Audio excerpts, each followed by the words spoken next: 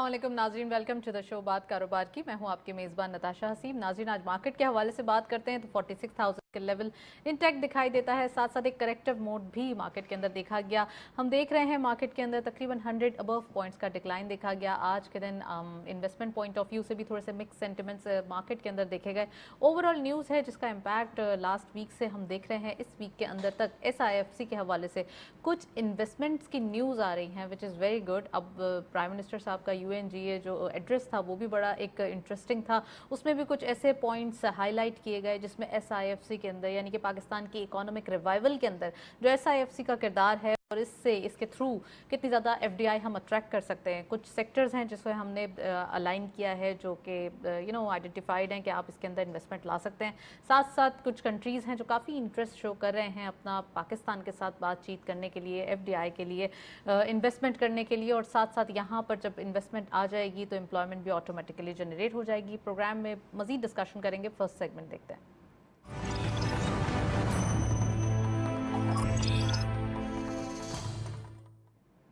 Topic of the day में आज हम बात करेंगे इकोनॉमिक रिवाइवल के अंदर क्या क्या चीज़ें हैं जो फर्दर इविटेट कर रही हैं, उनको आज हम डिस्कस करेंगे। कुछ इनिशिएटिव्स ऐसे हैं जो कि बहुत अच्छे साबित हुए हैं। सिंस 15 डेज़ हम देख रहे हैं बहुत ही कुछ ऐसे मेजर्स लिए गए जिसका इम्पैक्ट हमें प्रॉम्प्ट नज़र आया है, वो आज हम डिस्कस करेंगे। न्यू टैक्स पेयर्स के हवाले से बात करेंगे। फाइनेंस मिनिस्टर साहिबा ने ये कहा है कि न्यू टैक्स पेयर आइडेंटिफाई होने चाहिए, तो वो कौन सी कैटेगरी होगी, कौन कौन से इकदाम किए जा रहे हैं, आज हम डिटेल में डिस्कस करेंगे। डॉलर डेप्रिसिएशन के हवाले से बात करेंगे। डॉलर डेप्रिशिएट होने के बाद कौन सी जो अपॉर्चुनिटीज़ हैं वो सामने आई हैं, बिजनेसेस के ऊपर इम्पैक्ट होगा, आज हम डिस्कस करेंगे। और साथ साथ UK में प्राइम मिनिस्टर साहब की कुछ बिजनेस कम्युनिटी से मुलाकातें हुई हैं, वो बड़ी इंपॉर्टेंट हैं। उनका क्या तासुर है पाकिस्तान के बारे में, खासकर जब वो इन्वेस्टमेंट की बात आती है तो कैसे इन्वेस्टर ज़्यादा इंटरेस्ट शो कर रहे हैं पाकिस्तान में आने के लिए। We have very exclusive panel.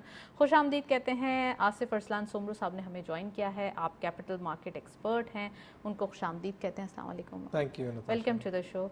और हमारे साथ मौजूद हैं नुमान अब्दुल माजिद साहब, आप हैं इकोनॉमिस्ट और बिजनेसमैन भी हैं, उनको भी खुश आमदीद कहते हैं। अस्सलाम वालेकुम, welcome to the show.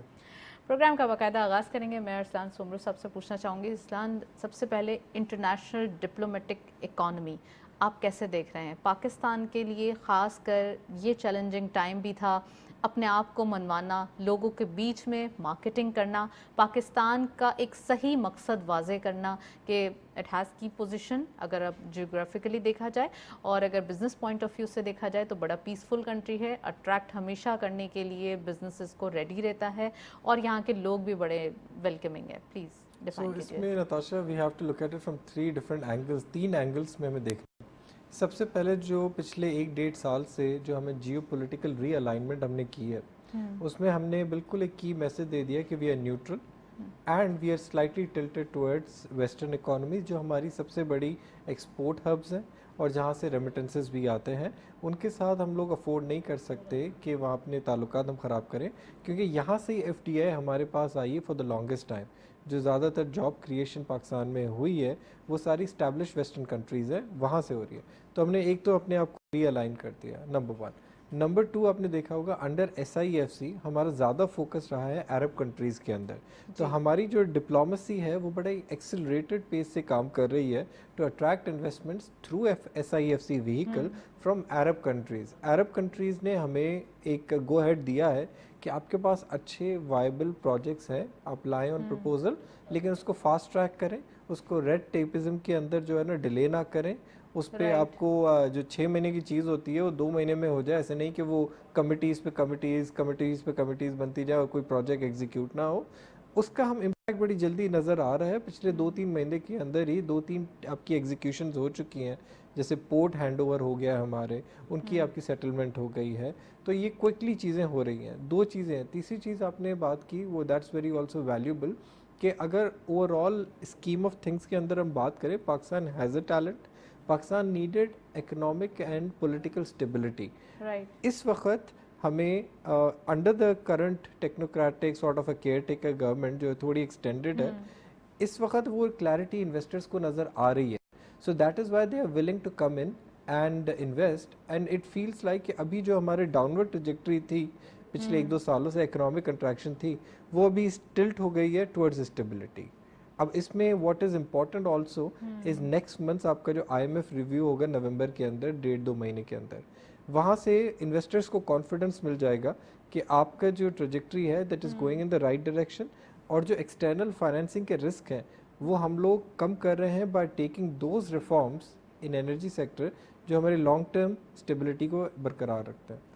Long term stability होती है तो ऑटोमेटिकली हमारे पास बिजनेसेस जनरेट होते हैं। नोमान साहब, मैं आपसे पूछना चाहती हूँ, सबसे पहले ये बताइए कि अरसान साहब ने एक चीज़ का वाज़ेह इशारा किया, वो था कि GCC कंट्रीज़ की तरफ हमारे जो एक इंटरेस्ट है वो ज़्यादा शो हो रही है, वो भी हमारे पास आना चाहते हैं, पाकिस्तान की बिज़नेस कम्युनिटी भी मिंगल होकर काम करना चाहती है, कुछ JVs भी हमारे सामने आ रहे हैं। आप क्या समझते हैं कि हमारे लिए कितनी ल्यूक्रेटिव मार्केट है, GCC की बात करें या फिर GCC के लिए हमारी मार्केट कितनी ज़्यादा अट्रैक्टिव है? और दूसरा ये कि सऊदी अरब की भी इन्वेस्टमेंट हम काफ़ी अरसे से सुन रहे हैं कि $25 बिलियन की एक इन्वेस्टमेंट पाइपलाइन में, उसके बारे में भी बताइए। बिस्मिल्लाहिर्रहमानिर्रहीम। देखिए, इसमें तो कोई शक नहीं है कि सऊदी अरेबिया, अगर आप GCC को देखें तो पाकिस्तान के इन्वेस्टमेंट के हवाले से और रेमिटेंसेस के हवाले से सबसे बड़ी मार्केट रही है। पाकिस्तान की रेमिटेंसेस का जो ब्रेकअप है वो 65% जो है वो गल्फ़ कंट्रीज़ से है, ऑलमोस्ट 30% जो है आपका वेस्टर्न कंट्रीज़ से है, और 5% जो है मिसलेनियस अदर कंट्रीज़ से आता है। जी जी। अगर तो ऑटोमेटिकली गल्फ़ कंट्रीज़ पाकिस्तान के रेमिटेंसेस का सबसे बड़ा हब है। अच्छा, जो गल्फ़ कंट्रीज़ में एक और बड़ी इंपॉर्टेंट फैक्टर ये है कि ओवरसीज़ पाकिस्तानी जो गल्फ़ कंट्रीज़ के अंदर हैं ये ज़्यादातर पाकिस्तान नेशनल हैं, उनके पास पासपोर्ट्स नहीं है, तो उनकी जो इन्वेस्टमेंट डेस्टिनेशन भी है वो हमेशा प्रेफर्ड इन्वेस्टमेंट डेस्टिनेशन जो है वो पाकिस्तान ही रही है। तो पाकिस्तान में जो गल्फ़ कंट्रीज़ से जो इन्वेस्टमेंट आती है, जो रेमिटेंसेज आती हैं, वो रेमिटेंसेज सिर्फ फैमिली खर्चों के लिए नहीं आती, बल्कि इन्वेस्टमेंट अमाउंट भी वहाँ से आ रही होती है जो गल्फ़ के में मौजूद पाकिस्तानी कर रहे होते हैं। अच्छा, जहाँ तक गल्फ़ कंट्रीज़ में पाकिस्तान के पोटेंशियल का ताल्लुक है, आपको याद होगा कि 2019 में सऊदी अरेबिया ने और कतर ने अनाउंस किया था कि 10 और 12 अरब डॉलर हम इन्वेस्ट करेंगे, लेकिन उस पर कुछ काम नहीं हो सका। उसकी वजह क्या रही है? अगर आप पाकिस्तान के स्टेटिस्टिक्स देखेंगे, पाकिस्तान फॉरेन इन्वेस्टमेंट में कहाँ खड़ा है, और पाकिस्तान को इकॉनमी के साइज़ और पॉपुलेशन के साइज़ के एतबार से देखें, आप वियतनाम, कंबोडिया, टर्की ममालिक से, ठीक है उनकी इकॉनमी के डायनामिक्स डिफरेंट हैं, तो तकरीबन वहाँ पे एनीवेयर बिटवीन 4 अरब से 15 अरब बिलियन डॉलर की इन्वेस्टमेंट साल की आती है। पाकिस्तान में जो साल की इन्वेस्टमेंट आती है फॉरेन इन्वेस्टमेंट तक में 1-1.5-2 अरब बिलियन डॉलर की रही है, वो भी उसमें से बहुत सारा पैसा वो रहा है जो कि जिन कंपनीज के ऑलरेडी ऑपरेशन मौजूद हैं उन्होंने री इन्वेस्टमेंट करके उसको बढ़ा लिया, तो मेजर फॉरेन इन्वेस्टमेंट पाकिस्तान में नहीं आई। उसकी वजह एक तो पॉलिटिकल इनस्टेबिलिटी, पाकिस्तान के पॉलिटिकल इशूज़ हैं, दूसरा ये भी है कि जो चाहे IMF का प्रोग्राम हो या आपकी फॉरेन इन्वेस्टमेंट का मामला हो, तकरीबन 3 से 5 साल का जो है एक व्यू लेना होता है अपने इकॉनमी के ऊपर। जैसे हमारी यहाँ बात होती है कि क्या हम पाकिस्तान IMF से निकल पाएगा, नहीं, IMF से निकलना कोई मुश्किल नहीं है, लेकिन वो 1 या 2 दिन में नहीं हो सकता। उसके लिए एक 3 साल का मरबूत प्रोग्राम बना के आपने उसको जब इम्प्लीमेंट करेंगे तो 3 साल में, आप देखिए IMF भी बेसिकली आपको 3 साल की फैसिलिटी प्रोवाइड करता है ना। उसका मकसद क्या होता है कि 3 साल में इकॉनमी इस हद तक अपने पैरों पर खड़ी हो जानी चाहिए कि बाद में दोबारा जो है वो उसे IMF के पास ना आना पड़े। तो अगर हम लॉन्ग टर्म स्टेबिलिटी के पॉइंट ऑफ व्यू से अगर हम ये बावर करा सकते हैं इंटरनेशनल कम्युनिटी को कि पाकिस्तान में जो गवर्नमेंट का सेटअप है, जो पॉलिसीज़ का सेटअप है, वो कंटिन्यूस रहेगा, जो हम पॉलिसी फ्रेमवर्क क्रिएट कर रहे हैं उसके अंदर तब्दीली नहीं आएगी, क्योंकि इंटरनेशनल कम्युनिटी क्या चाहती है, मसला पैसा का नहीं है। मैं अगर आपको नंबर्स दूं, इस वक्त दुनिया भर में जो लास्ट ईयर जो फॉरेन डायरेक्ट इन्वेस्टमेंट थी वो 1600 अरब डॉलर की थी दुनिया भर में, 1.6 ट्रिलियन डॉलर की FDI पूरी दुनिया में हुई है। तो उसमें से 5 अरब डॉलर पाकिस्तान के लेना कोई मसला नहीं है। सिर्फ मसला ये कि हमारे पास इंस्टीट्यूशनल मैकेनिज्म, प्लानिंग कैपेसिटी नहीं रही कि जिसकी बिना पर हम इन्वेस्टमेंट लेके आ सकें। अच्छा, SIFC इस गैप को फिल करने की कोशिश कर रही है कि भाई अगर 3 से 5 साल का इन्वेस्टर को आउटलुक देना, तो वो कह रहे हैं कि चलें हम आपको मेक श्योर करेंगे। आपको याद होगा रेकोडेक का एक केस हुआ था पाकिस्तान के काफ़ी प्रॉब्लम में, तो रेकोडेक में क्या कहा उन्होंने, रेकोडेक के उस केस के बावजूद बैरेक ने अनाउंस किया था कि हम पाकिस्तान में इन्वेस्ट करने को तैयार हैं, बशर्ते कि आप हमें इस बात की एश्योरेंस दे दें कि जो भी लीगल फ्रेमवर्क या हम एग्रीमेंट्स कर रहे हैं बाद में हमें प्रॉब्लम नहीं होगी, लीगल तो कवर के साथ, लीगल कवर के साथ। तो मकसद क्या था उसका? सऊदीज़ भी यही कहते हैं। सऊदीज़ जो है इस वक्त सऊदी अरेबिया का जो PIF है, पब्लिक इन्वेस्टमेंट फंड, जो इनके प्रिंसिपल इन्वेस्टमेंट व्हीकल है, वो इस वक्त तकरीबन 700 अरब डॉलर का है, और उनका प्लान है कि अगले 5-7 सालों में विजन 2030 के तहत वो 3 ट्रिलियन डॉलर का होगा, 3 ट्रिलियन डॉलर का। अब 3 ट्रिलियन डॉलर का एक फंड है, वो hundreds of billions of dollars की इन्वेस्टमेंट हर साल कर रहा होता है। अच्छा, Saudis have comfort with Pakistan, वो पाकिस्तान में इन्वेस्ट करना भी चाहते हैं। अभी हमारे ऊपर है कि तो अगले चंद सालों के अंदर पाइपलाइन की हम जब बात करते हैं, पाइपलाइन एक दिन में नहीं आती, ज़ाहिर है 25 बिलियन डॉलर सऊदीया से रेस करना is a realistic number.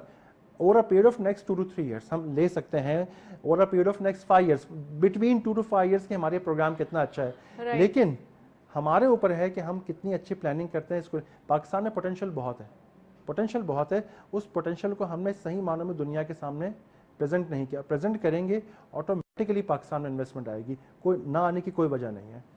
Right, बड़ी डिटेल आपने बताया। मैं अरसलान से अगेन पूछना चाहूँगी। अरसलान, एक चीज़ ये कि आपने कहा नवंबर में IMF की जो मीटिंग है, यानी कि जो दोबारा $1 बिलियन की जो मीटिंग होगी वो दोबारा होगी। आप क्या समझते हैं कि जो निगोशिएशन पीरियड है, यानी कि जो निगोशिएट टीम करेगी हमारी जाके, वो पाकिस्तान की जानिब से कैसी है? क्योंकि इस बार जो भी हम मामला देख रहे हैं, चाहे प्राइम मिनिस्टर साहब के साथ IMF की MD की मुलाकात हो, चाहे फाइनेंस मिनिस्टर साहिबा हो, ये पूरी टीम जो है वो बड़ी डिफरेंट है। बहुत सारे इंटरिम सेटअप्स देखे हैं, अगर थोड़ा सा इसको आइडेंटिफाई करें तो यहाँ पे जो इंटरिम प्राइम मिनिस्टर हैं वो जाके UNGA में स्पीच देते हैं, तो थोड़ा सा एक डिफरेंशिएट ऑटोमेटिकली हो जाता है। यहाँ पे काफ़ी सारी चीज़ें हैं जो डिफरेंट हो रही हैं। कुछ इनिशिएटिव्स ऐसे लिए गए हैं फाइनेंस टीम की जानिब से जो आज से पहले कभी नहीं लिए गए इंटरिम सेटअप में। इनफैक्ट अगर हम पॉपुलर गवर्नमेंट्स में भी देखें तो वहाँ भी नहीं लिए गए। तो इट मीन्स कि ये जो फाइनेंस टीम काम कर रही है बड़ी ही चेक एंड बैलेंस के साथ और ट्रैक पे काम कर रही है, और फाइनली मेजर्स लेने के लिए इन्होंने सोच लिया है कि अब इकोनॉमी को बिल्कुल सेट करना है।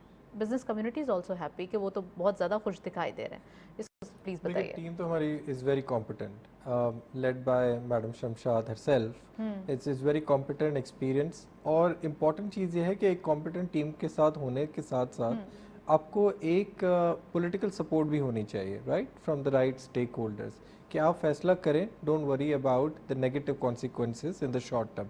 आप वो फैसले करें जो लॉन्ग टर्म मुल्क के लिए बेहतर है। इंटरिम सेटअप को कॉन्सिक्वेंसेस की परवाह होती है? जी बिल्कुल होती है, क्योंकि इंटरिम जो गवर्नमेंट होती है वो कहती है जो लॉन्ग टर्म फैसले हैं वो हम नहीं करेंगे, और ऐसा फैसला भी नहीं करेंगे जिसकी लॉन्ग टर्म इम्प्लीकेशंस हो, राइट। तो अब मैं आपको एग्जांपल दूं, जो IMF की मीटिंग में जो इम्पोर्टेंट पॉइंट हमसे अभी रेज किया जाएगा वो है गैस टैरिफ हाइक, जो ओगरा ने नोटिफाई कर दी है 45 to 50%। जी जी। वो अभी आई थिंक एक प्रोसेस है, मैकेनिज्म है, हम कोशिश कर रहे हैं कि थोड़ा गरीबों पे इम्पैक्ट कम हो और अमीरों से ज़्यादा रिकवर हो, और जो सब्सिडी दी जाती है बड़ी बड़ी इंडस्ट्रीज़ को उसको भी हम कम करें, और जो weighted average cost of gas mechanism होता है कि जिसमें अगर हम बाहर से इंपोर्ट करते हैं LNG तो वो एवरेज आउट करके हम सबको दें, तो उसके ऊपर एक फैसला होगा, बड़े जल्दी होगा। That is what finance team is currently working on, number 1।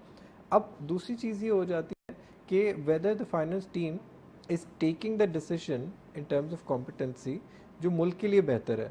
देखिए, हमने देखा है कि पिछले 2-3 हफ्ते से जो ट्रेंड आ रहा है करेंसी के अंदर भी कुछ मेजर चेंज नहीं हुआ फंडामेंटली मुल्क के अंदर पिछले 2 महीनों के अंदर। ओपन मार्केट में यही आपकी करेंसी डॉलर के अगेंस्ट 335 तक चली गई थी, जो आज 290 तक आ गई है, 91 तक आ गई है।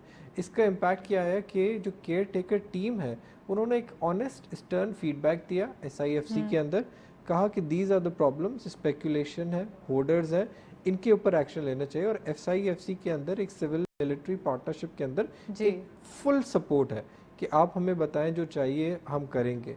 तो और इस काउंसिल का पर्पस यही था ना कि हम FDI को अट्रैक्ट करें, लेकिन उसके लिए हमारे लिए एक सही पर्पस या ऑफिशियल चैनल्स उनको भी तो आइडेंटिफाई किया जाए। ये है सॉर्ट ऑफ समझ लें कि सॉर्ट ऑफ एक मिनी किचन कैबिनेट नहीं मैं बोलूँगा, लेकिन ये स्पेशल व्हीकल है इसलिए कि whatever the problems are faced by foreign investors वो आप बताएं ताकि जल्दी हल हो। वरना पहले क्या होता है, लेटर जाते ऊपर से नीचे, फिर वो नीचे लेटर पे अप्रूवल अथॉरिटी आपके पास आएगा, चीजें आप सब बैठे हैं एक साथ आप एग्जैक्टली और आपको इतनी अथॉरिटी भी है कि आप जो करंट लॉज हैं उनको आप थोड़ा एक्सेलरेट भी कर सके, कुछ एक फैसला ले सकते हैं जो मुल्क के लिए बेहतर हो।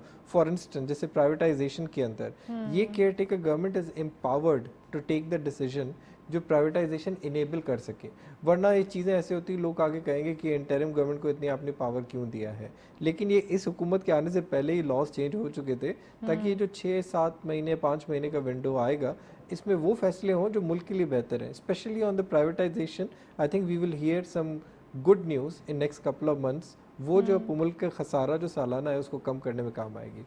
आपने अगेन एक क्वेश्चन रेस किया है वो मैं नुमान साहब से पूछूंगी। नुमान साहब, इन्होंने कहा है कि प्राइवेटाइजेशन के हवाले से, पहले मैं एसआईएफसी को फर्दर पूछते चलूं कि एसआईएफसी के थ्रू हम कितनी इन्वेस्टमेंट जनरेट कर सकते हैं, कौन कौन से सेक्टर्स हैं, थ्रू 5 सेक्टर्स इन्होंने कहा है कि जिसमें लाइव स्टॉक, एग्रीकल्चर, आईटी, सबको इन्होंने रखा है, माइनिंग, मिनरल्स, तमाम सेक्टर्स को फैसिलिटेट करने के लिए डेजिग्नेटेड लोग यहाँ पर बैठे हैं। बैठने के लिए एक कोई भी ऐसा स्केड्यूल्ड मीटिंग नहीं होती, जल्दी जल्दी प्रॉम्प्टली डिसीजंस लिए जाते हैं और फटाफट अप्रूवल्स दी जाती हैं। इनका काम है फैसिलिटेट करना बिजनेस कम्युनिटी को, और ख़ासकर वो लोग जो इन्वेस्टमेंट लाना चाहते हैं। होर्डर्स को पकड़ना, चाहे वो शुगर माफियाज हों, चाहे वो मनी मार्केट में हो, या फिर कोई और तरीके से, अभी और भी मज़ीद चीज़ें सामने आ रही हैं। आज फर्टिलाइज़र के हवाले से भी न्यूज़ आ रही थी, तो और भी चीज़ें हैं। कितना ज़्यादा इंपॉर्टेंट था इस काउंसिल को बनना और साथ साथ बिजनेसेस के लिए फ्लरिश करना?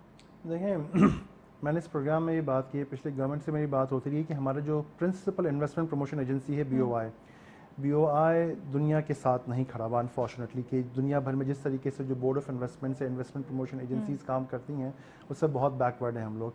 तो ये बात तो काफ़ी अरसे से अंडर कंसिडरेशन थी, डिस्कशन थी कि एक ऐसा न्याय इदारा या कोई ऐसा बीफ अप या उसकी रिस्ट्रक्चरिंग होनी चाहिए कि वो इन्वेस्टमेंट पाकिस्तान में सरकारी सतह पे लेके आ सके, क्योंकि बहुत सारे काम ऐसे होते हैं। मैं आपको एक बात चीज़ बताऊँ, इससे मिसाल दूँ कि एक इदारा, एक इंटरनेशनल कंसल्टिंग फर्म है AT Kearney, is one of the top in the world. AT Kearney का एक होता है FDI कॉन्फिडेंस इंडेक्स, जो कई सालों से वो निकालते हैं। उसमें इस बात का तयन किया जाता है कि दुनिया के कौन से ममालिक ऐसे हैं जो इस मैयार में पूरे उतरते हैं कि वहाँ पे फॉरेन इन्वेस्टर बड़ी पुरएतमाद तरीके से अपना इन्वेस्टमेंट कर सकते हैं। उसका उन्होंने एक क्राइटेरिया बनाया है जो कि 19 फैक्टर्स के ऊपर मुश्तमिल है। उसमें से तकरीबन 70% फैक्टर्स ऐसे हैं FDI के जो कि हुकूमत से मुतल्लिका हैं, जिसमें आपकी taxation policy, legal framework, incentives etcetera बहुत सारी चीज़ें हैं। तो ठीक है, अगर प्राइवेट सेक्टर में भी इन्वेस्टमेंट आ रही है तो हुकूमत का और हुकूमत के जो इन्वेस्टमेंट के इदारे हैं उनका बड़ा मरकज़ी किरदार होता है उसके अंदर लेके आ सकें। आप अगर डॉलर को ही देख लें ना, मिसाल के तौर पर अगर डॉलर आपका जो है ओपन मार्केट में स्पेकुलेशन की वजह से ऊपर जा रहा है तो ऑटोमेटिकली फॉरेन इन्वेस्टर कभी भी उन दिनों में यहाँ पे अपना पैसा लगाना पसंद नहीं करेंगे, उनको करेंसी के बारे में नहीं पता। अच्छा, मसला जो होता है फॉरेन इन्वेस्टमेंट पर्सपेक्टिव, बात ये नहीं होती कि डॉलर 100 है या 150 है या 300 है, स्टेबल होना चाहिए। Currency has to be stable, ताकि मैं एक 5 साल का व्यू ले सकूं। मिसाल के तौर पर अगर आप देखें पाकिस्तान का पिछले 25-30 साल का अगर एवरेज देखें तो हमारा एक ट्रेंड था कि तकरीबन हमारा जो एवरेज एनुअल डेप्रिसिएशन है वो 5% है। तो अगर मैं इन्वेस्टर हूँ और मैं अगर मुल्क में इन्वेस्टमेंट के लिए आ रहा हूँ, मुझे इस बात का अंदाजा है कि भाई 5% एनुअल डेप्रिसिएशन होगा, तो ऑटोमेटिकली मैं अपनी रिटर्न की कैलकुलेशन में 5% को इनकॉर्पोरेट कर लूँगा। लेकिन अगर करेंसी का कुछ पता ही नहीं है कि करेंसी 7%, 10%, 20% कहाँ जा रही है, तो कुछ नहीं होता। अच्छा, एक बड़ा इंपॉर्टेंट चीज़ होता है फॉरेन डायरेक्ट इन्वेस्टमेंट के अंदर जिसको समझना होता है, वो ये है नताशा कि एक जो इन्वेस्टमेंट की ट्रांजैक्शन होती है ना, एक उसको on an average under normal circumstances 1 से 1.5 साल लगता है। एक से, ये आम हालात में जब सारे मामला ठीक हों, ड्यू डिलिजेंसेस, लीगल अप्रूवल, सारी चीज़ें होती हैं। तो मैं ये समझता हूँ कि जो SIFC जो काम करी, हमें इन्वेस्टर को जो है ना, और मकसद भी इसका मैंडेट भी यही जो मेरी बात होती है कि एक से तकरीबन 3 से 5 साल का एक व्यू लेके उनको एक कंफर्ट देना होगा कि भाई इसके अंदर जो पॉलिसी फ्रेमवर्क है वो चेंज नहीं होगा और सारी चीज़ें बरकरार रहेंगी, और वी विल बी, आपकी जो hand holding at every stage जो है वो हम करते रहेंगे। क्योंकि ये कंफर्ट होने के बाद ही इन्वेस्टर जो है ना फिर आना शुरू करेंगे पाकिस्तान के। पोटेंशियल का मसला नहीं है, पाकिस्तान में 5 सेक्टर की बात की, पाकिस्तान में मैं कहता हूँ 50 सेक्टर ऐसे हैं जिसके अंदर SIFC के थ्रू जब हम इन्वेस्टमेंट की बात करते हैं तो तमाम इश्यूज भी सॉर्ट आउट होना शुरू जाते हैं जो पाकिस्तान के अंदर बिल्डअप हो सकते हैं, राइट? एडमिनिस्ट्रेटिव इश्यूज बहुत सारे, उसके बाद भी बिजनेसेस के पॉइंट ऑफ व्यू इकोनॉमिक कोई इश्यूज इशू देखें, बहुत सारी चीजें ऐसी हैं कि SIFC बहुत सारे इश्यूज को कर, जैसा भी स्पेकुलेशन का मामला था, तो जाहिर है कि इसमें डंडा चलना था, उसके बगैर तो ये सब चीज़ें कंट्रोल में आनी ही नहीं थी। आपका जो स्पेकुलेशन और जो मनी लॉन्ड्रिंग वगैरह चल रही थी, तो it had to come from that place. अच्छा, बहुत सारी चीज़ें ऐसी, जैसे मिसाल है कि टैक्स बेस की जो ब्रॉडनिंग है, जिस पर आपने भी जिक्र किया था शुरू के अंदर, उसके अंदर और भी बहुत सारे मिसाल के तौर पर इम्पैक्ट हैं, जो जैसे कि डिजिटाइजेशन है, टैक्स बेस अगर उसी सूरत में बढ़ेगी आज के ज़माने में सन 2023 के अंदर, कि जब आपकी इकॉनमी में डिजिटाइजेशन होगी, डिजिटल टर्नओवर्स होंगे, क्योंकि आप फिजिकल टर्नओवर्स की बेसिस पे, फिजिकल कैश की बेसिस पे कभी भी अपने टैक्स बेस को बढ़ा नहीं कर सकते। मैं आपको हमने इन्वेस्टमेंट की बात की ना, इन्वेस्टमेंट में कंफर्ट कैसे आता है, आप ये देखें कि अभी डिजिटल बैंक के 5 लाइसेंसेज आए जो स्टेट बैंक ने दिए। It gives comfort to the investor के वाकई कंट्री सही डायरेक्शन में जा रहा है। सऊदी अरेबिया ने अनाउंस किया है as part of the vision 2030 कि सन 2030 में 80% of the economy will be cashless, 80% of the economy.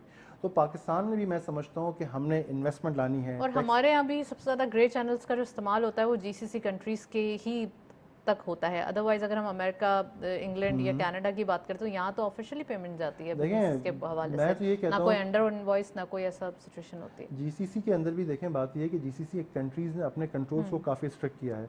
उनका जो फाइनेंशियल सिस्टम है और जो टेक्नोलॉजी सिस्टम है आज से 20 साल पहले वाला नहीं है। It's state of the art and they are investing allot.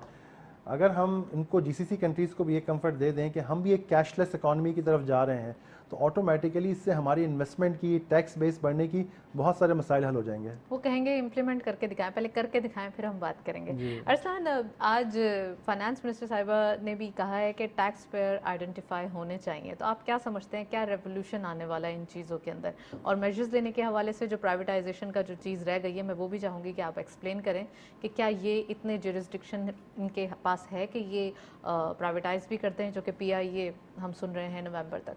Ji, privatisation के अंदर तो इनके पास एम्पावरमेंट है, legally empowered and politically also empowered by taking decisions which are necessary. So I personally feel कि PIA के अंदर तो we will see massive material upgrade, जो शायद एक पॉलिटिकल रिजीम के अंदर ना की जाए बिकॉज ऑफ वेस्टेड इंटरेस्ट, जाते हैं। राइट। अब दूसरी आपने बात की कि टैक्स पेयर्स कैसे इंक्रीज हो सकते हैं। देखिए, फाइनेंस मिनिस्टर साहिबा ने सबसे पहले इनसे डेटा मांगा है, इलेक्ट्रिसिटी कंजम्पशन एटसेट्रा एटसेट्रा, तो this is just the beginning. देखिए, प्रॉब्लम ये है पाकिस्तान में कि एक मिसअंडरस्टैंडिंग भी क्रिएट की जाती है, वो इस तरीके से टैक्स द रिच।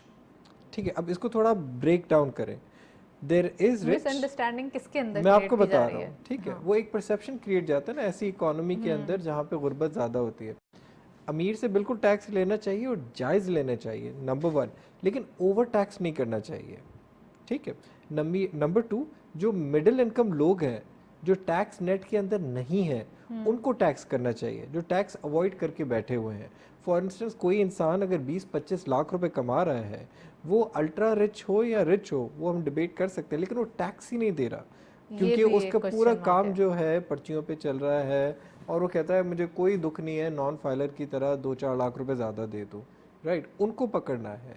और तीसरी चीज़ जो होती है कि जो सब पॉलिटिकल पार्टीज़ के अपने फेवरेट लॉबीज़ हैं, किसी की एग्रीकल्चर है, किसी की ट्रेडर्स है, किसी की रियल स्टेट है, ये 3 जो हमारे समझ लें कि जो ब्लू ऑयल इंडस्ट्रीज़ है ना, इनको जब तक ये नहीं पकड़ेंगे तब तक आपके टैक्स पेयर्स नहीं बढ़ेंगे। तो उसका बर्डन कैसे होता है कि आपके सैलरी क्लास वालों को टैक्स रेट बढ़ाया जाता है, वैसे ही उनकी इनकम कम होती जाती है डॉलर टर्म्स में, रियल टर्म्स में, और फर्दर स्क्वीज किया जाता है। आप आज भी लोगों से पूछें 5 साल पहले उनकी जो डॉलर इनकम थी और टैक्स रेट क्या था, आज उनकी डॉलर इनकम भी कम है और टैक्स रेट भी ज़्यादा है। तो इस प्रॉब्लम को सॉल्व करने के लिए आपको एग्रीकल्चर को टैक्स करना पड़ेगा। हूँ कि टैक्स पेयर्स बढ़ते कैसे हैं ये तो सबको पता है, लेकिन कैसे बढ़ाए जाएं ये एक क्वेश्चन है। अब मैं आपको इसका, नताशा सॉरी टू इंटरप्ट, देखिए आपको रेडिकल मेजर्स लेने पड़ेंगे। अब रेडिकल मेजर्स क्या होता है कि पैनिक सिचुएशन क्रिएट करनी है, पैनिक क्रिएट करना होता है। अच्छा। वो एक इस तरीके से आप कर सकते हैं, जो मैं इसका प्रोपोनेंट हूँ, डीमोनेटाइजेशन। आप पाकिस्तान में 5,000 और 1,000 रुपए वाले नोट खत्म कर दें। ये तो सुन रहे हैं ना हम पहले भी इसकी नहीं, इस पे देखिए प्रोज एंड कॉन्स इवैल्यूएट हुए हैं, लगता है कि इकोनॉमी को झटका नहीं लगना चाहिए। लोग कहते हैं, जो पावरफुल डिसीजन मेकर्स हैं वो कहते हैं इकोनॉमी में एक और शॉक लग जाएगा। विद ऑल ड्यू रिस्पेक्ट, पिछले 3-4 सालों में इतने शॉक्स लगे हैं, तो ये शॉक तो कुछ होगा ही नहीं उनके बारे में। इससे क्या होगा, डिजिटलाइजेशन से आपकी और मेरी और किसी की भी ट्रांजैक्शन हो, चाहे वो छोटा फ्लैट लेना हो, गाड़ी लेनी हो, ज़मीन लेनी हो, गोल्ड लेना हो, मुल्क के बाहर जाना हो, सारी होंगी डॉक्यूमेंटेड। तो एक ट्रेल बन जाएगी। लॉन्ग टर्म आप टैक्स रेट इसी तरीके से बढ़ा सकते हैं, क्योंकि पाकिस्तान ऐसा मुल्क नहीं है कि जहाँ पे लाखों नौकरियाँ महीने के अंदर आती हैं और सैलरी क्लास पूरा पे कर सके। आपको पकड़ना होगा ट्रेडर्स को। प्रॉपर्टी के अंदर आज भी आप देखिए, यही तो एक डिबेट चल रही है इंटरनेशनली, कोई नॉन फाइलर का वजूद नहीं होता, लेकिन ये पाकिस्तान में नॉन फाइलर भी पाया जाता है। तो ये हमें कॉन्सेप्ट ही खत्म करना होगा। नॉन फाइलर मतलब नॉन फाइलर इंसेंटिव एक डिसइंसेंटिव तरीके से क्रिएट किया गया था, लेकिन डिसइंसेंटिव होना चाहिए कम से कम 4 से 5 गुना, कि अगर फाइलर को 2% देना है रिकवेबल या अनरिकवेबल टैक्स, तो जो नॉन फाइलर है उसको आप 10 से 15% दे दें। वो नॉन फाइलर 2 करोड़ की गाड़ी लेते खुशी से बोलेगा मैं 10 लाख रुपए ज़्यादा टैक्स कर दूं, मुझे कोई मसला नहीं है। एग्जाम्पल मैं आपको दे रहा हूँ, उसको आप इतना मुश्किल कर दें ताकि वो दे दे। This is the rich. लेकिन हमारे अंदर सर्विसेज सेक्टर के अंदर भी नताशा बहुत सारे टैक्सेस हैं जो लोग नहीं देते। मैं आपको एग्जांपल देता हूँ, आपके मैकेनिक्स हो गए, आपके सर्विस शॉप हो गई, वो महीने के 5-8 लाख रुपए कमाते हैं, आप जीरो मैकेनिक्स और टैक्स। इनकी एग्जांपल दे रहे हैं, आप doctors and engineers and lawyers की भी एग्जांपल दे सकते हैं, इनकी तो इनकम भी बहुत नहीं, मैं स्मॉल आपको होती है। एग्जैक्टली नहीं, but you will be surprised कि जो ये सर्विस सेक्टर है ये 5 से 20 लाख रुपए कमाते हैं तो टैक्स जीरो देते हैं, क्योंकि इनकी लॉबी है, माफिया एसोसिएशन है। वेरएज एक इंसान टॉप यूनिवर्सिटी से अगर पाकिस्तान में पढ़े, या डॉक्टर्स है, लॉयर है, या बाहर से पढ़ के आ गए, वो 5 लाख रुपए कमाते हैं तो वो 1.5 लाख रुपए टैक्स देता है सिर्फ अपनी सैलरी के ऊपर। ये कितनी बड़ी डायकोटमी है कि जो एजुकेटेड लोग हैं तो यही तो आपका ब्रेन ड्रेन होके पूरा मुल्क से बाहर चला जाता है, जो लॉन्ग टर्म आपको इफेक्ट करता है। SIFC की आपने बात की, मैं उस पर थोड़ा टच अपॉन करना चाहता हूँ। देखिए, पाकिस्तान को अभी एक पैनिक बटन दबाने होंगे, वो इसलिए कि अगले 3 साल में जो हमें सालाना डॉलर्स चाहिए एक्सटर्नल फाइनेंसिंग को मीट करने के लिए, वो है 20 से 25 अरब डॉलर। पहले ये हुआ करते थे 6 से 7 अरब डॉलर।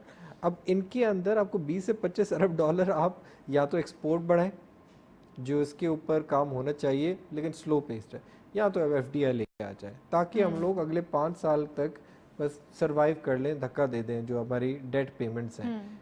इस हिसाब से जो अगला IMF का प्रोग्राम भी होगा बड़ा इंपॉर्टेंट होगा, क्योंकि करेंसी 150 से 300 करने से आपके एक्सपोर्ट 24 से 40 अरब नहीं होगी। ठीक है, आपको एक प्रॉपर सिस्टमैटिक चेंजेस करनी होती है। अब जो डिबेट चल रही है SIFC की एग्जिस्टेंस के ऊपर, ये है कि फॉरेन इन्वेस्टमेंट लेके जाए, लेकिन आई स्टिल फील कि अगर आप डोमेस्टिक इन्वेस्टर को वही इंसेंटिव्स दें, वही प्रिविलेज दें, वही स्टेटस दें जितना फॉरेन इन्वेस्टर को देते हैं, तो वो आपको ज़्यादा इंपोर्ट सब्स्टिट्यूशन और पूरी इंडस्ट्री खड़ी कर सकता है। इंपोर्ट सब्स्टिट्यूशन और साथ साथ क्वालिटी भी वो हो। मैं नमान साहब आपसे पूछना चाहूँगी, सबसे पहले एक इकोनॉमिक आउटलुक की बात करें हम, तो यहाँ पे कुछ ऐसे सेक्टर्स हैं जो एक्सपोर्ट्स के अंदर हमें वाज़े तौर पे दिखाई देते हैं। राइस के हवाले से देख रहे हैं, इस बार कहा गया है कि रिकॉर्ड यहाँ की एक्सपोर्ट होंगी, क्योंकि लास्ट ईयर फ्लड की वजह से हर्ट हो गए थे। IT के हवाले से बात करें तो IT में भी 10% इंक्रीज़ आया है मंथ ऑन मंथ बेसिस पे। और हम बात कर लेते हैं टेक्सटाइल के हवाले से, टेक्सटाइल थोड़ी सी अभी यहाँ पर एक सेंसिटिव वे दिखाई दे रहा है। और कौन सी चीज़ें हैं जिनको फर्दर अभी हम कुछ अरसे पहले सुन रहे थे, मीट के हवाले से एक न्यूज़ आई थी GCC कंट्रीज़ में एक्सपोर्ट के हवाले से, तो वो भी कुछ ऐसी चीज़ें जहाँ हमें अपना क्वालिटी के ऊपर काम करना होगा, हमें मेंटेन रखनी होगी वो फील्ड। देखिए, बात ये है, जहाँ तक पाकिस्तान की गुड्स एक्सपोर्ट का ताल्लुक है ना, जहाँ पे आज हम खड़े हैं, हमारे पास एक्सपोर्ट सरप्लस मौजूद नहीं है। सच्चाई तो ये है, we don't have much to export. थोड़ा बहुत आपने राइस एक्स्ट्रा कर दिया, थोड़ा बहुत आप मीट कर देंगे, उससे आप कितने पैसे निकलवा लेंगे? उससे आपकी एक्सपोर्ट जो है वो 25 अरब डॉलर से या 30 अरब डॉलर से बढ़ के 100 अरब डॉलर नहीं हो सकती है ही नहीं। हम एग्री डेफिसिट कंट्री हैं, हमारी आबादी बहुत ज़्यादा बढ़ रही है, हमारी बहुत सारा एग्री लैंड जो है वो हाउसिंग सोसाइटीज़ की नज़र हो गया है, हमारे पास ना ज़मीन मौजूद है। अच्छा, हमारी जो एग्रीकल्चर प्रैक्टिसेस हैं, जो ईल्ड है, वो भी बाबा आदम के ज़माने की हैं। मैं आपको क्रिटिक्स के साथ साथ सोल्यूशन भी मांगूंगी, जितना आप नहीं, बिल्कुल ठीक है, बिल्कुल। जी। तो कहने का मकसद ये है कि अगर आप इसकी बात करें, मिसाल के तौर अगर आप अपनी हाउसिंग क्राइसिस की बात करें, तो हमें हॉरिजॉन्टल की वर्टिकल जाने की ज़रूरत है, जो कि अभी हमारे पास अर्बन प्लानिंग उस लेवल की मौजूद नहीं है। अगर आप एग्रीकल्चर को देखें, ईल्ड हमें बढ़ाने की ज़रूरत है। जब ईल्ड बढ़ेगी और एक्सेस गल्ला पैदा होगा तो हम एक्सपोर्ट करने की पोजीशन में आएंगे। सोल्यूशन क्या है, सवाल ये पैदा होता है ना पाकिस्तान में अगर आप ओवरऑल बैलेंस ऑफ पेमेंट की सूरत हाल देखेंगे ना, तो 4-5 एरियाज ऐसे हैं जिनको मिला के जो है ना, पाकिस्तान में कोई एक एरिया ऐसा नहीं है जिसके थ्रू आप जो है अपने बैलेंस ऑफ पेमेंट का मसला हल कर सकते हैं। अब बैलेंस ऑफ पेमेंट का भी समझने की जरूरत है कि इसके भी 2 हिस्से होते हैं। एक आपका करंट अकाउंट होता है, कैपिटल अकाउंट होता है, ठीक है ना जी। करंट अकाउंट आपका ट्रेडिंग है कि रोजमर्रा के खर्चे हैं। कैपिटल वो ये है कि जो आपने उधार पहले से लिया हुआ है उसको आपने वापस करना है। तो सबसे पहले तो हमें अपने करंट अकाउंट को कंट्रोल करना होगा। अगर करंट अकाउंट ही कंट्रोल में नहीं आएगा तो पुराना लोन कैसे पे करेंगे? अभी तो हम करंट अकाउंट डेफिसिट के अंदर चल रहे हैं। अब पहले बात करते हैं करंट अकाउंट में सरप्लस बचेगा तो हम पुराना उधार देने की पोजीशन में आएंगे।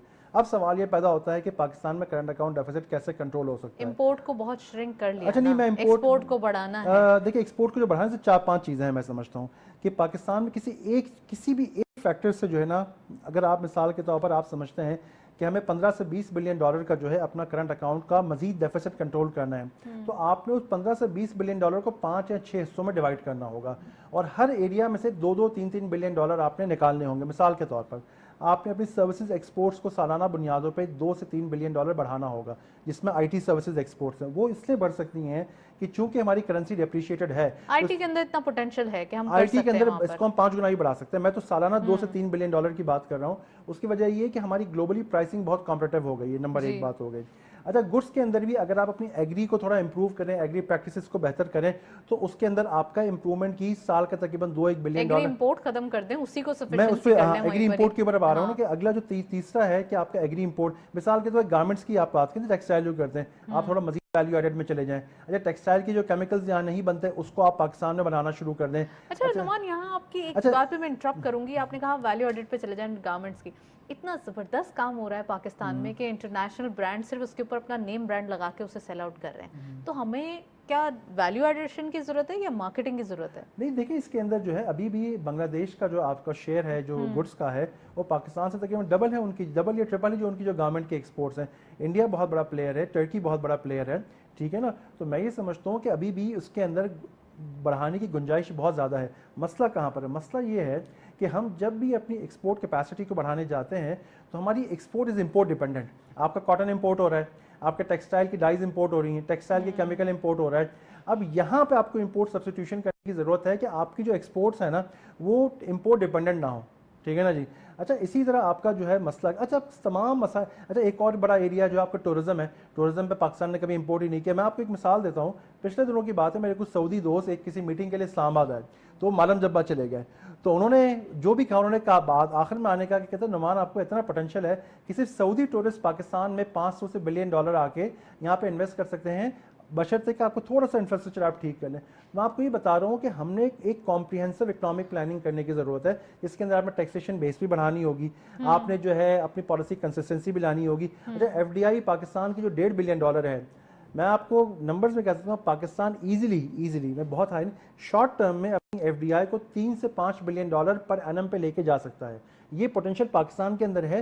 अच्छा, इसके कंपैरिजन मौजूद है। जब भी हम स्टेप बाय स्टेप करें, आप स्टेप ना बाय करें स्टेप आप तेजी देखिए, में। इकोनॉमिक जो होती है, हम एक बात करते हैं तो आपके पास कंपैरेटिव नंबर्स होते हैं ना, कि वो इकोनॉमीज जो पाकिस्तान की कंपैरेटिव साइज की हैं वो तकरीबन इतना पैसा उठा लेती हैं इंटरनेशनल मार्केट से, लेना मसला नहीं है। तो आप FDI, tourism, import substitution, service export, remittances and goods export, ये 5-6 चीज़ों को मिला के चलेंगे, 2-2, 3-3 बिलियन डॉलर निकालें, जो कि बहुत ही रियलिस्टिक है। अब वो वक्त आ गया है कि अब हमें अपनी जो मुश्किलात थी, जिनसे हम डरते थे, वो इनिशिएटिव्स देते हुए अब हमें उन मुश्किलों पे काम करना पड़ेगा कि अब फाइनली वो वक्त है कि अब डिसीजंस लेने हैं, ताकि ये सालों के लिए रिफॉर्म्स आ जाए। इसमें कोई वो ना वो नेवर वाली सूरत हाल है। टैक्सेशन की जो हमने बात की, अगर आप टैक्सेशन बेस नहीं बढ़ाएंगे अपनी, देखिए खर्चे, एक और भी पॉइंट हमें याद रखना पाकिस्तानी के तौर पर, खर्चे आप एक लिमिट तक ही कम कर सकते हैं, उससे ऊपर खर्चे कम नहीं हो सकते। बेसिक नेसेसिटीज तो वो खत्म नहीं कर सकते ना। 25 को अभी आप देखिए, कल जो सेंसस अनाउंस हुई है, 24.5 करोड़ तो हमारी ऑफिशियल आबादी है और 2.5% से बढ़ रही है, यानी हम 60-70 लाख करोड़ लोग तो वैसे ही ऐड कर रहे हैं अपनी आबादी के अंदर। तो आपने अपनी इनकम बढ़ाने पे गौर करना है, और उसके लिए एक ही तरीकेकार है कि हमने अपनी ह्यूमन डेवलपमेंट में इन्वेस्ट करना होगा। ह्यूमन डेवलपमेंट, हमारी वीकनेसेस को हमारी पावर में सारे सेक्टर्स की वीकनेस हमारी इवेंचुअली आती है ह्यूमन डेवलपमेंट के ऊपर, कि हमने पिछले 75 सालों में इंसानों के ऊपर इन्वेस्ट नहीं किया। चाहे वो एजुकेशन पॉइंट ऑफ व्यू, फिर एक बिग डिबेट है, उसके ऊपर चले जाएंगे हम। मैं अरसान आपसे पूछना चाहूँगी, लास्ट हमने कुछ रिसेंटली मेजर्स लेते हुए देखे हैं गवर्नमेंट की जानिब से, खासकर जो ये डॉलर की होर्डिंग पे या फिर ये मैनिपुलेशन या जो ग्रे चैनल्स थे इनके ऊपर क्रैक डाउन, ये हमने देखा। आप क्या समझते हैं? कुछ बैंक्स के हवाले से ये कहा जा रहा है कि अब वो मनी एक्सचेंजर्स की जगह ले लेंगे, मनी एक्सचेंजर्स का जो पार्ट है वो ख़त्म हो जाएगा। कैसे देखते हैं? क्योंकि ये भी एक इंडस्ट्री है, इससे भी बहुत लोग कनेक्टेड हैं, और अगर हम इंटरनेशनली देखें तो ये बहुत बड़ा काम कर रहे हैं, बहुत बड़े, मतलब उनका टर्नओवर बहुत ज़्यादा है। नाम तो लेना सही नहीं होगा, लेकिन बहुत सारे ऐसे आपके जहन में आ गए होंगे मनी एक्सचेंजर्स। तो आप क्या समझते हैं कि पाकिस्तान में ये चीज़ भी एक क्वेश्चन रेस कर देगी, या फिर अगेन वो बैंक्स के कार्टेलाइजेशन की तरफ चले जाएंगे, वो अलग एक मसला खड़ा कर देंगे? नॉट एट ऑल, मेरे ख्याल से, क्योंकि देखिए ना, बैंक्स का स्टेक जो है ना बहुत बड़ा होगा, क्योंकि वो रेगुलेटेड है, स्टेट बैंक के अंदर आते हैं। तो पहले आपने, टू ड्यू रिस्पेक्ट, आपने जुलाई में नहीं देखा जब प्रॉफिट्स आए बैंक्स के, तो बैंक्स के अंदर कुछ इश्यूज भी क्रिएट हुए थे जब पास्ट गवर्नमेंट थी, और उस वक्त सबसे ज़्यादा प्रॉफिट मेकिंग अगर डिवाइसेस देखें तो बैंक्स ही नज़र आ रहे थे। देखिए, मैं आपको इस चीज़ को हम कनेक्ट करते हैं जो अगर मनी एक्सचेंज बिजनेस में आता है। इस वक्त मनी एक्सचेंज बिजनेस के अंदर ये कंसोलिडेशन कहा जाता है कि स्टेट बैंक ने की है, ठीक है, कि मनी एक्सचेंज वालों को बंद नहीं किया, उनको कहा कि आप कैपिटल ज़्यादा रखें, राइट। एक इनडायरेक्ट तरीका होता है कि जो 100 मनी एक्सचेंज से कम होके 20 रह जाए। प्लस इसके साथ साथ बैंक्स को कहा है कि आप जो है अपनी ब्रांचेस या आर्म्स खोलें, क्योंकि मनी एक्सचेंज जो है एक बड़ा लुक्रेटिव बिजनेस है even for the illegal activities. Pakistan के अंदर पिछले 20 या 30 साल में अगर आप काउंट करेंगे ना, कभी कभार डेटा आता है कि स्विस अकाउंट्स में इतने पड़े हैं, यूएई में इतने इन्वेस्टर्स आते हैं, कहाँ से आ गए पाकिस्तान के जो इन्वेस्टर्स जो यूएई में हर साल अरबों डॉलर इन्वेस्ट करते हैं, ये यहीं से ही पैसे जा रहे होते हैं हवाला हुंडी के थ्रू। उसको आपको ख़त्म करना होता है। देखिए प्रॉब्लम क्या है, दिस इज़ गुड मनी जो आपके मुल्क के अंदर जो ऑनेस्ट और एक इंडस्ट्रियलिस्ट भी है ना, उसको पाकिस्तान पे कॉल नहीं लेनी, वो इतना घबरा जाता है, कहता है यार किस तरीके से पैसे निकाल दें मुल्क के थ्रू, हम लोग बाहर इन्वेस्ट करें, क्योंकि डॉलर वैल्यू आपकी प्रिजर्व हो जाती है। उससे प्रॉब्लम नहीं होता अगर 2-3 अरब डॉलर चले गए, that's not a big deal. लेकिन ये 2 अरब डॉलर अगर पाकिस्तान में इन्वेस्ट होते, कम से कम 25,000 जॉब्स क्रिएट होते, तो आपकी जॉब क्रिएशन ख़त्म हो गई। ये प्रॉब्लम होते हैं क्योंकि पाकिस्तान के अंदर जो कैपिटलिस्ट थे उन्होंने इन्वेस्ट करना छोड़ दिया। वो कहते हैं भाई इतना एक्सपोजर पाकिस्तान में और इससे ज़्यादा जो भी एक्सपोजर होगा बाहर रखेंगे। अब SIFC के अंदर हम बात कर रहे हैं, ये इंसेंटिव्स जो है ना हमारे मुल्क में जो 24 करोड़ की आबादी है उनको इंसेंटिव नहीं है, तो आप बताएं जॉब क्रिएशन होगी कैसे? आप हम एग्जाम्पल दे रहे थे, आप बार बार हमें सही पिक कर रही थी, आप प्रॉब्लम्स तो बता रहे, सोल्यूशन कैसे नहीं बता रहे। अब सोल्यूशन इसका ये नहीं है कि हम अपनी एक्सपोर्ट चावल की बढ़ा दें, वेजिटेबल की बढ़ा दें, या आप इवन मेरे ख्याल से मिनरल्स जो रॉ फॉर्म में निकाल रहे हैं उनके बढ़ा दें। सबसे बड़ा ब्लंडर ये होता है कि हम लोग प्राइमरी रॉ मटेरियल बेच रहे होते हैं बाहर। इंडोनेशिया में जब ये इलेक्ट्रिक व्हीकल्स पूरी दुनिया में इंट्रोड्यूस हुई, इंडोनेशिया ने कहा कि मैं मिनरल्स बनाता हूँ, निकल, कोल एटसेट्रा, कोबाल्ट, लिथियम जो भी इस्तेमाल होते हैं। उन्होंने क्या किया, पहले export of raw material ban कर दिया, राइट? तो export of raw material ban कर दिया तो क्या हुआ कि उनकी अपनी डोमेस्टिक इंडस्ट्री फ्लरिश हो गई कि अब रॉ मटेरियल को प्रोसेस करके वैल्यू ऐड करके फिर एक्सपोर्ट करते हैं। जो नुमान ने भी टच किया कि हम लोग $1 एक्सपोर्ट कमाने के लिए कितनी चीज़ें इंपोर्ट करते हैं, ठीक है। अच्छा, ये नई इंडस्ट्री आपकी बनी, इससे क्या हुआ कि आपकी डोमेस्टिक मार्केट क्रिएट हो गई, लोग जैसे हैं अवाम लोग, कॉमन लोग अमीर हो गए। फॉरेन इन्वेस्टमेंट पाकिस्तान में आती क्यों है? जब वो डोमेस्टिक मार्केट को टैप करने के लिए आती है।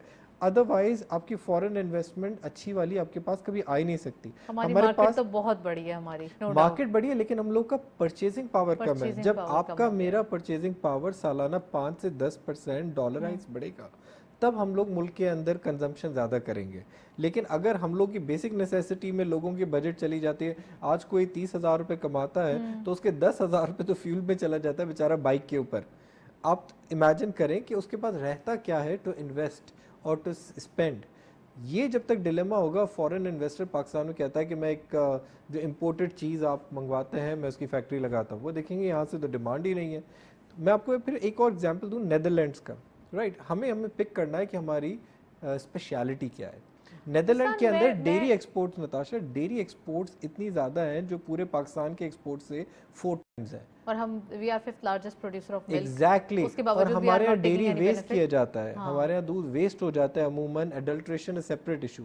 अगर आप अपनी इस डेयरी इंडस्ट्रीज को ही वैल्यू एडिशन की तरफ लेके जाएं, उनको इंसेंटिव्स दें एक्सपोर्ट्स के लिए कि हम आपको, हमारा जीना मरना सोना सिर्फ एक्सपोर्ट्स होना चाहिए। जैसे नुमान बता रहे थे, $1 टेक्सटाइल एक्सपोर्ट करने के लिए हमें 60 to 70 सेंट्स ठीक इंपोर्ट करना पड़ता है, राइट? अगर वो केमिकल्स हो, चाहे हमारी बिजली इतनी महंगी है, मैन्युफैक्चरिंग हो, प्लांट हो, रॉ मटेरियल हो, कॉटन भी हम बाहर से इंपोर्ट करके उसको प्रोसेस करके बाहर कॉटन वाला इशू था लास्ट ईयर, इस साल नहीं होगा। अगर नताशा आप यही इंसेंटिव $1 ऑफ IT एक्सपोर्ट्स के लिए आपको सिर्फ 5 या 7 सेंट्स इंपोर्ट करना होता है, फर्नीचर, कंप्यूटर, इंटरनेट, उसको आप 15% सब्सिडी, आप 15% सब्सिडी दे दें, $1 आप लेके आएंगे तो 15%। IMF के प्रोग्राम्स में अलाउड है, हम सब्सिडी दे सकते हैं। जब चीज हम लोग फोर्सफुली करना चाहे ना तो कर सकते हैं। IT आज भी टैक्स एग्जेम्प्ट है, 2025 तक। एग्जेम्पशन इज नॉट इनफ, आपको सब्सिडी देनी है ना, आप इनको सब्सिडी दें। और पॉलिसीज जो है ना बाइंडिंग होनी चाहिए, और उनको भी ये डायरेक्शंस होनी चाहिए कि आपको भी इतना करके दिखाना है, आपको भी इतना करके बाइंडिंग होनी चाहिए। देखिए, हम अभी टेक्सटाइल्स की बात कर रहे थे, टेक्सटाइल में 2 साल पहले कोविड के बाद इंसेंटिव बहुत अच्छे आए, $6 पे उनको गैस मिल गई, 7.5 सेंट्स पे बिजली मिल गई। 1 साल आपने दिया, उन्होंने कमाया, इन्वेस्ट किया, टर्फ में मशीनरी लगाई, अब सारी चीज़ें खाली पड़ी हैं, ठीक है, क्योंकि आप इन्वेस्टर को थोड़ी अनसर्टेनिटी ख़त्म करें उनको।